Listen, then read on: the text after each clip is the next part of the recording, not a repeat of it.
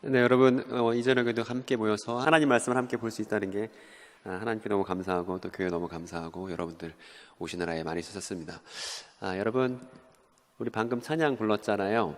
성도의 신앙 본받아 원수도 사랑하겠네. 우리가 같이 고백했습니다. 여러분, 사랑이 뭘까요? 우리 사랑 참 많이 얘기하는데 사랑이 뭘까요?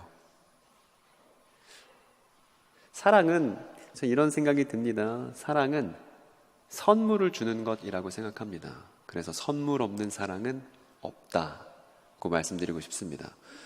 우리는 사실 죄인들이라서 하나님의 원수였는데 원수였던 우리를 위해서 하나님께서 준비하신 선물이 있죠. 그 원수를 향한 하나님의 선물이 예수 그리스도였습니다. 그래서 그분 때문에, 그 하나님의 선물이신 예수 그리스도 때문에 오늘 우리가 새로운 정체성을 갖고 이 자리에 모일 수 있게 되었습니다. 여러분 아멘인가요? 그렇죠, 아멘이죠.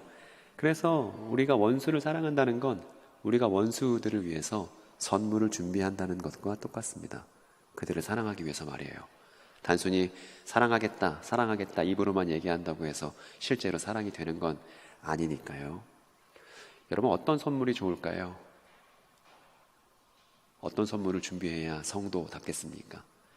제가 지난 2번의 강의를 통해서 여러분들께 말씀드렸던 것은 우리가 성경 말씀 잘 준비해서 우리에게 주어진 이 귀한 말씀이 너무나 값진 선물이니까 이 선물을 잘 준비하고 포장해서 이 시대에 이 말씀을 필요로 하는 사람들에게 잘 선물해야겠다. 이게 교회의 본분이겠다. 이렇게 요약할 수도 있을 것 같습니다. 그러기 위해서는 이 값진 선물을 위해서 우리의 노고가 필요합니다. 우리의 연구가 필요하고 공부가 필요합니다. 그래서 여러분, 지난 시간 동안 갈라디아서 재밌게 읽고 계신가요? 내가 나오는 데는 있고 또 안 나오는 데 있고 왜 그런 거예요? 다 읽고 계신 거 맞아요? 여러분, 갈라디아서 읽어보니까 내용이 이제 얼추 대충 이해가 되시죠? 그죠? 갈라디아서 내용을 잘 가다듬어서, 여기 혹시 손주들, 손자, 손녀 계신 분 계십니까? 우리 권사님들이, 이 교회 할머니 권사님들이 인형극 같은 거 준비했으면 좋겠어요. 그래서 오늘 바울의 갈라디아서 이야기 할머니가 준비했다. 짤막하게 해서 손주 손녀들에게 한번 들려주면 애들이 할머니 너무 재밌다고. 그래서 손주들이 인정하는 재밌는 할머니가 되면 그거야말로 얼마나 보람이 넘치겠습니까?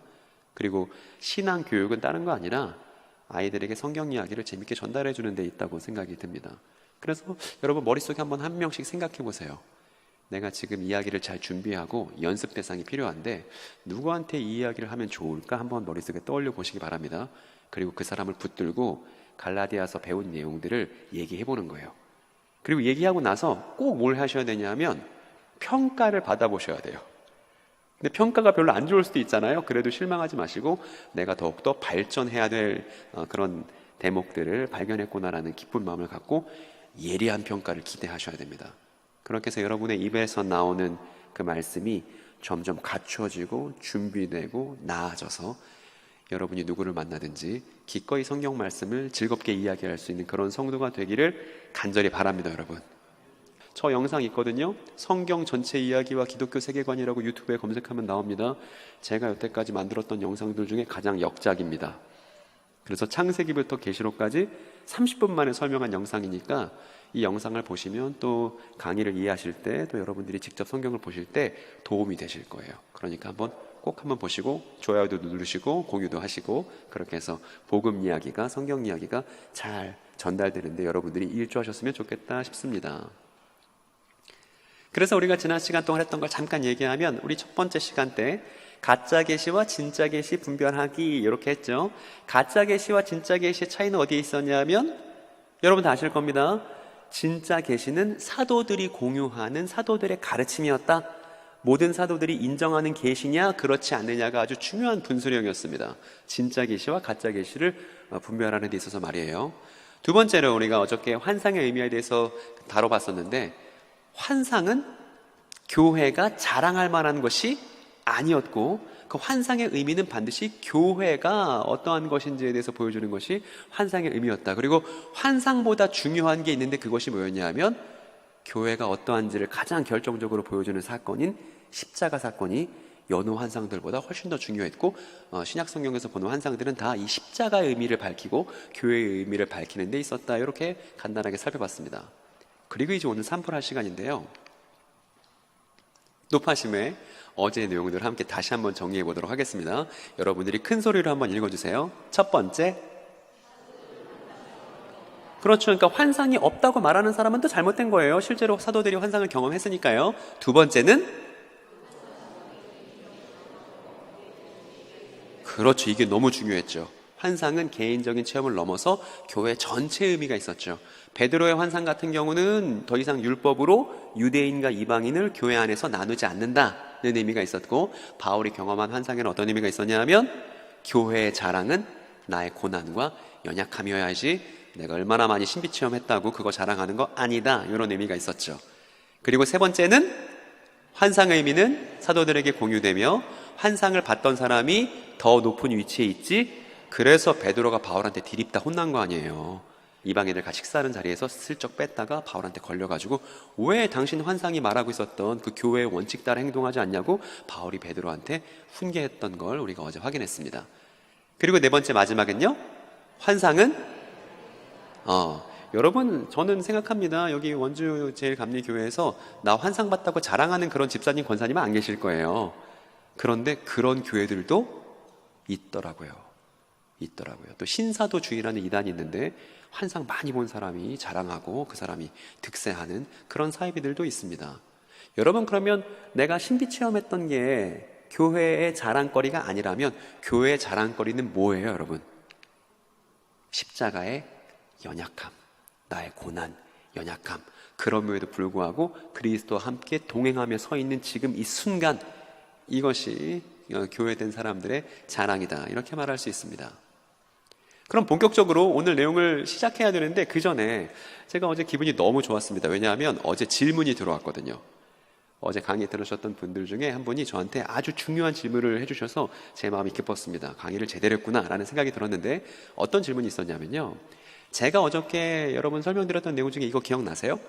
제가 어제 뭐라고 말씀드렸냐면, 율법이 있는데, 계명이 있는데, 계명을 지키는 사람에게는 계명이 뭘 약속했냐 하면 생명을 약속했고, 계명을 지키지 않는 사람에게는 계명이 뭘 얘기했냐 하면 죽음을 약속했잖아요.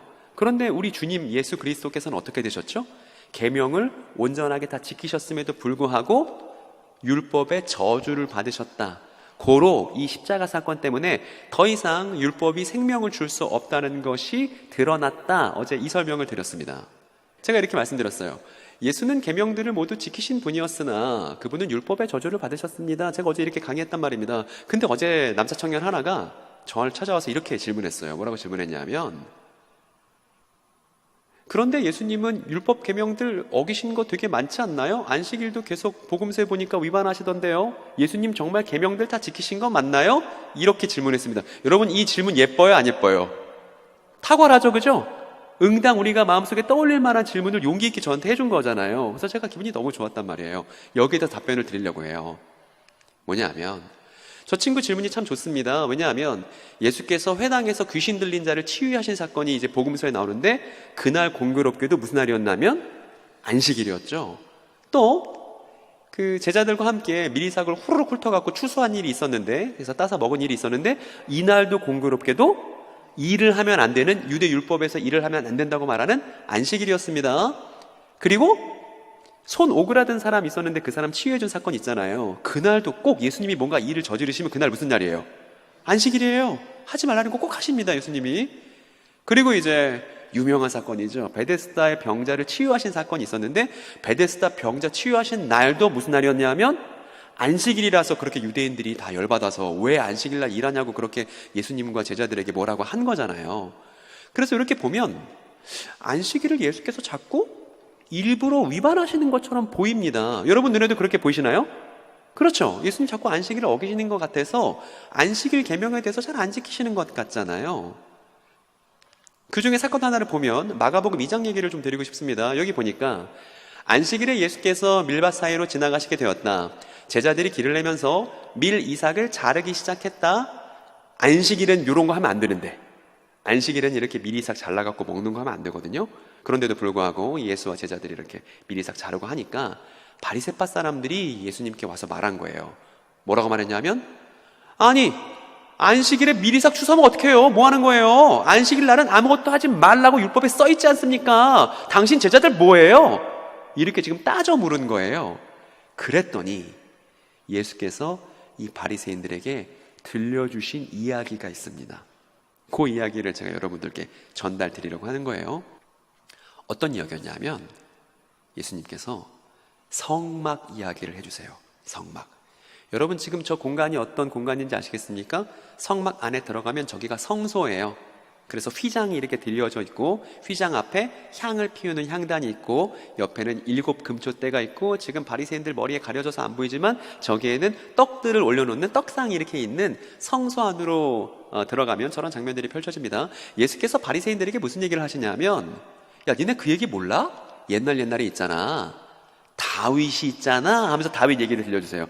지금 여러분 보고 계시는 사람이 어린 시절 다윗이에요.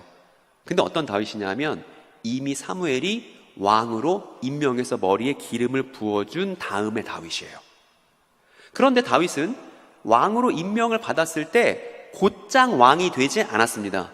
즉 왕으로 임명되고 나서 한참 있다가 왕으로 즉위하죠. 그래서 왕으로 임명받고 나서 진짜 왕으로 즉위하기까지 어떻게 하냐면 3명 정도 측근을 데리고 계속 사울로부터 도망을 다니는 신세가 되어요. 누구랑 비슷하게요? 예수님처럼요. 예수님도 성령으로 세례받으시면서 임명받으시고 정말로 승천하셔서 하늘 보좌에 좌정하시기까지는 계속 쫓겨다니시는 삶이 있었잖아요. 그래서 다윗과 예수님은 약간 평행이론처럼 삶이 비슷합니다. 그런데 그렇게 사울을 피해서 다윗이 도망가다가 어디로 도망갔냐 하면 성막 안으로 휙 들어간 거예요. 원래 제사장이 아니면 성막에 들어가면 된다 안 된다?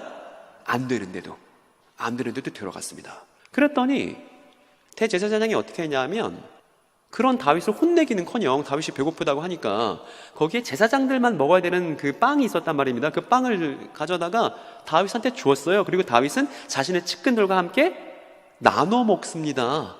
그런데 이날이 무슨 날이었는지 아세요? 안식일이었어요. 게다가 여기서 끝나지가 않아요. 어떻게 하냐면 저 성막 안에 뭘 비치해 놨냐면 그 옛날 골리앗이 썼던 칼을 저기다가 보관해 놨다는 거 아니에요.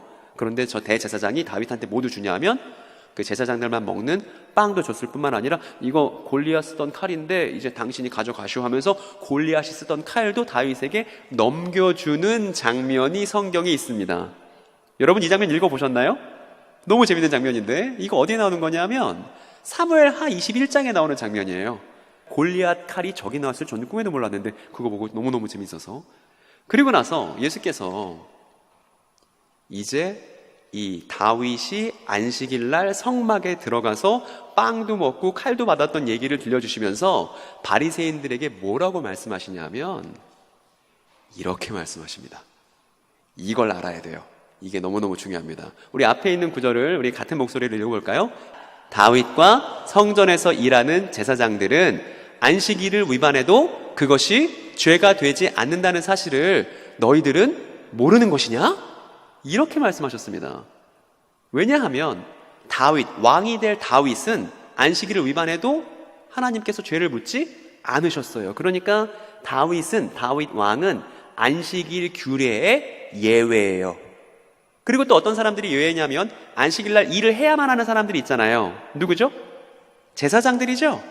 성막이나 성전에서 일을 안식일날 해야만 하는 사람들이 제사장이니까 제사장들은 안식일날 일하지 말라는 규례의 예외죠. 예수께서 말씀하시는 거예요. 나는 다윗의 후손이고 왕이 될 사람이야. 그러니까 나는 안식일 계명의 예외야. 그리고 제사장들도 안식일 계명의 예외야. 바리새인들아 그거 몰라? 이렇게 얘기한 겁니다. 여러분 이해되시나요? 그러니까 예수님은 안식일을 어겨도 그게 계명을 어기는 거예요? 안 어기는 거예요? 안 어기는 거예요. 예수님은 괜찮은 거예요. 그리고 누구도 괜찮은 거예요? 제사장들도 안식일날 일해도 괜찮은 거예요. 그러니까 예수님께서 안식일날 병자를 고치든지 아니면 안식일날 미리삭을 따먹든지 예수님께서 안식일날 여러 일들을 하셔도 예수님은 다윗의 후손이시기 때문에 괜찮다는 것입니다. 여러분 여기까지 이야기를 들으면 이 장면, 이 이야기를 너무 들려주고 싶은 사람들이 떠오르지 않으시나요? 위에 저 써놨습니다. 왕이 될 다윗과 제사장들은 안식일의 예외라고 마태복음 12장에 쓰여 있습니다. 그리고 저 이야기에 대해서 제가 자세하게 풀어놓은 영상이 있는데, 제가 얼마 전에 그 성결교단 그 남전도에 가서 강의했던 내용이 있거든요. 그때 안식일과 주일에 대해서 뭐라고 말하는지 1시간 넘게 강의해서 자세하게 풀어놓은 게 있습니다. 그러니까 저것도 검색해서 유튜브에서 보시면 그때 어떤 얘기 하셨는지 여러분들이 들어보실 수 있어요. 제가 이 주제에 대해서 왜 이렇게 열심히 천착해서 연구를 했냐 하면 이분들 때문에요. 이 부녀자분들 2분씩 짝지어 다니시는 분들 누구냐 하면 항상 길에 다니면서 이렇게 물으시는 분들이에요. 안식일 지키고 계신가요? 안식일 안 지키면 지옥 갑니다. 이렇게 말하는 분들이 전국 도처에 여럿 계셔서요. 여러분들 만나보셨습니까? 집에 똑똑하고 열면 안식일 지키시나요? 이렇게 물으시는 분들이요. 근데 그분들한테 이제 할 말이 생겼죠. 뭐라고 말하면 돼요? 여러분, 우리는 다 제사장들이에요. 왜냐하면 베드로가 예수를 따르는 사람들은 모두 왕 같은 제사장이라고 했으니까. 그러면 우리는 제사장이니까, 다윗의 후손이신 예수를 따르는 제사장들이니까 우리는 안식일 규례의 예외예요, 아니에요? 예외죠. 우리는 안식일이 중요하지가 않죠. 왜냐하면 우리는 안식일 규례의 예외니까. 그래서 하나님의 교회 부녀자분들에게 저는 안식일 규례의 예외라서 안식일 안 지켜도 되는데요, 이렇게 얘기를 해드려야 된다는 것이죠. 그리고 성경 여기저기를 펴서 이거 한번 읽어보셨어요? 이렇게 보여드릴 수 있는 기회가 저 이야기를 아는 사람들에게 생기게 됩니다. 그래서 저 맞은편에는 누가 있냐면 오늘날 교인들이 있는 거예요. 이 땅에 제사장들이 있는 겁니다. 제사장들이 안식일과 주일을 잘 이해해서 잘 전달해야만 한다. 이건 딴 얘기고, 어쨌든 제가 이 이야기를 어제 청년이, 그 질문했던 청년에게 제가 잘 이야기했습니다. 그랬더니 청년이 뭐라고 했냐면, 이제 이해가 되네요. 예수님은 정말 계명을 충실히 지키신 분이네요. 라고 고개를 끄덕여서 제 마음이 어젯밤에 너무나 좋았습니다.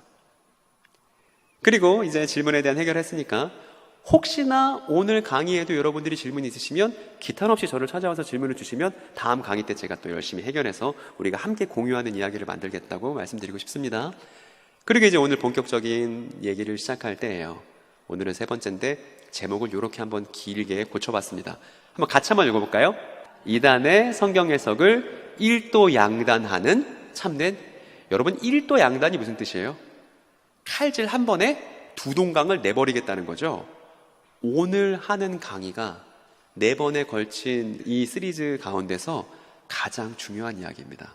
그리고 가장 제가 너무 좋아하는 이야기고, 제가 이 이야기를 정말 많이 써먹었습니다. 신천지 교인들 만났을 때나 하나님의 교회 분야자분들 만났을 때나 이걸 제가 정말 많이 써먹어서 제가 너무너무 사랑하는 이 이야기만 알면 한국교회 사회비 이단 문제 정말 걱정 안 해도 되겠다고 생각할 만큼 보석과 같은 이야기예요. 그리고 여러분들이 오늘 잘 이해하시고 설명하실 수 있을 만큼 준비하시면 교회가 건강한 거 문제도 없다.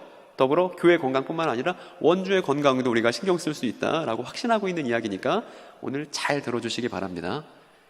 오늘도 이제 주인공들을 소개하겠습니다. 누가 있냐면 이 사람 누구죠, 여러분? 바울이죠. 그죠? 이제 낯익어졌어요. 오늘 새로운 인물이 등장할 텐데 저 사람은 누구냐 하면 아브라함입니다. 이제 오늘 강의 중에 저 그림이 나오면 아브라함이구나 하시면 돼요.